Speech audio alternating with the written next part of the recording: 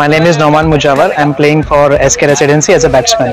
मेरा नाम अजमल आलम है। मैं राइट हैंड बैट्समैन और साथ ही साथ राइट हैंड बॉलर भी हूँ और मैं SK रेसिडेंसी के लिए खेल रहा हूँ। मेरा नाम है Abbas Inchal, right hand batsman. Myself is Zubair Ahmed. I played for SK Residency. I am a leg spinner. मेरा नाम खान निसार है। मैं ऑलराउंडर हूँ और मैं SK रेसिडेंसी के लिए MPL में परफॉर्म कर रहा हूँ। Hello, my name is Khan Shadab, left arm fast bowler, left arm batsman, playing for SK।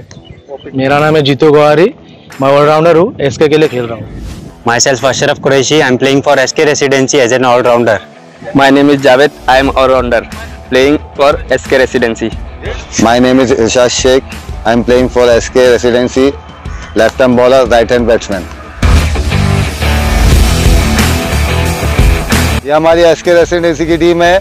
12 मार्च से मुंबई स्टेडियम में MPL शुरू होने वाला है। इंशाल्लाह जीत हमारी होगी। हौसले बुलंद, जीतेंगे MPL हम।